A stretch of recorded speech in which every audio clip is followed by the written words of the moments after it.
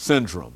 And of course, we have with us Ms. CGreenlee and Ms. Malone to talk about some of the issues that face drug prevention programs that are trying to, I would imagine, ladies, to assist people who have sort of fallen through the cracks. And some of the challenges that your organization, as well as some of the challenges that you, Ms. Malone, are aware of. So let's continue that conversation. Well, you know, like I said, due to my own addiction in the streets, addicted to everything that had the word crime wrote on it, who's better to be more experienced to go out there and get the kids than me?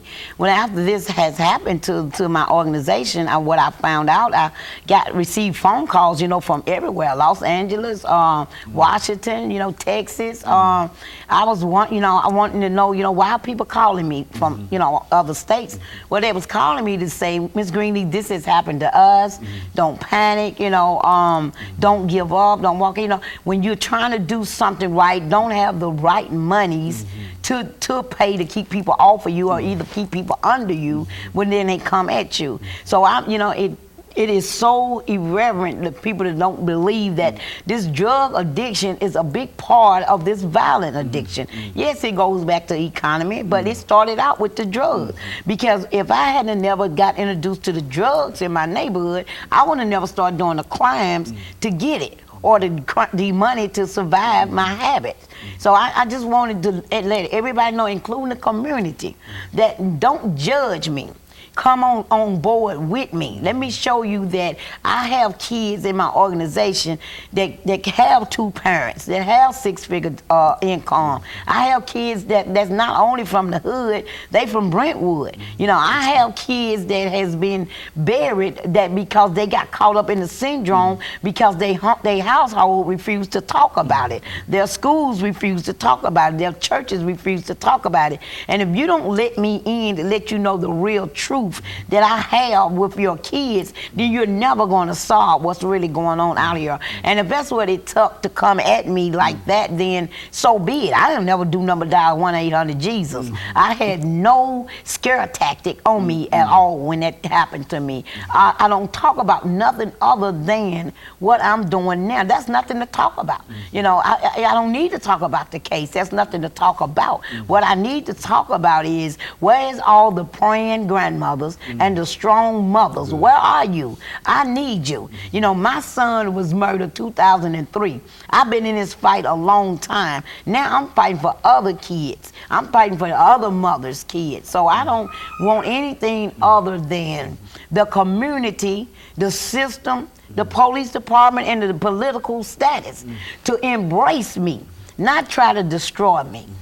And Ms. Malone, you've watched all of this develop, and from your experiences, how do you see all of this? Yes, I have. And, you know, I remember when Clemmy lost her son in 2003, and it was just a horrible thing for her and her family. But that is then results when it all starts with not only the drug addiction, but the whole aspect of the whole family unit. It starts with the whole family unit. But when the drugs are involved and it usually always is the drugs that are involved somewhere. But if we can reach these children when they're at the age of the children and the young men and ladies that Clemmy's working with, if we can reach them then and educate in the workshops that she's doing, and she's been out here doing this with no funding behind her. On her own accord, or whoever that would donate for a group or to buy the kids pizza or whatever. But it starts with that education, not just with us adults, but with the children being able to be who they are and open up in a workshop, not have any stigma placed on them, but to open up to be who they are and to talk. She has one group called Straight Talk. Those children come in and they talk from here. And they're a little unpolished in the beginning, but after a few weeks, they're a little bit more polished. And you know, it just takes the patience, the time, and the devotion to these kids. No, if we lose our kids, we lose this community. Well, do you think that what she's doing is therapeutic from a psychological point of view? Most definitely, sir. Most definitely, because she, yes, she has so many different facets of things that she does with them, and she lets them know, hey, hey, I was here. I was like you're going to want to be, or you may, or the way you're heading. And and she brings in all kind of people to talk to these children. And with them getting the education and the workshops, it is therapeutic. Some of the A&D classes that we hope to have in the future, workshops, that's going to be beneficial. Of course, they did get a little drug education in school, but it stays there in school. But again, Clemmy was reaching out to the moms and the grandma. That's really the support network that she needs in the community, because we're most all mothers. And we're almost all grandmothers, so, I know that the children that had to die to violence this year, there's been quite a few.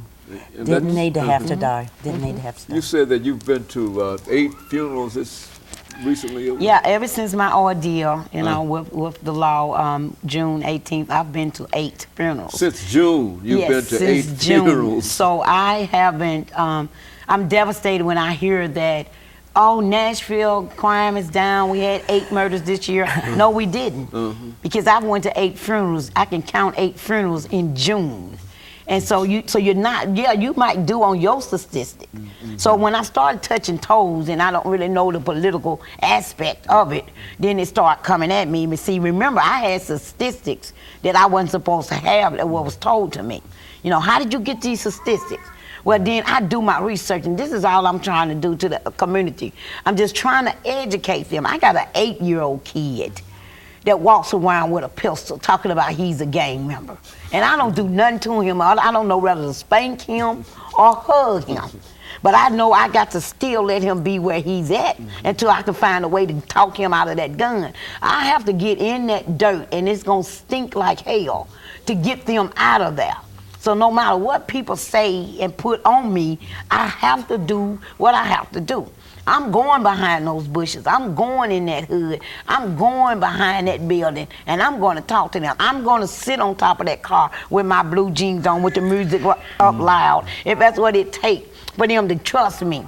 I know what kind of building I had. I know what kind of workshops I was doing, and I know what kind of meetings that I was bringing to the community. So all that other stuff that's out there, I'm not even here to clear my name, because there's nothing to clear. Like I say, dial 1-800-JESUS.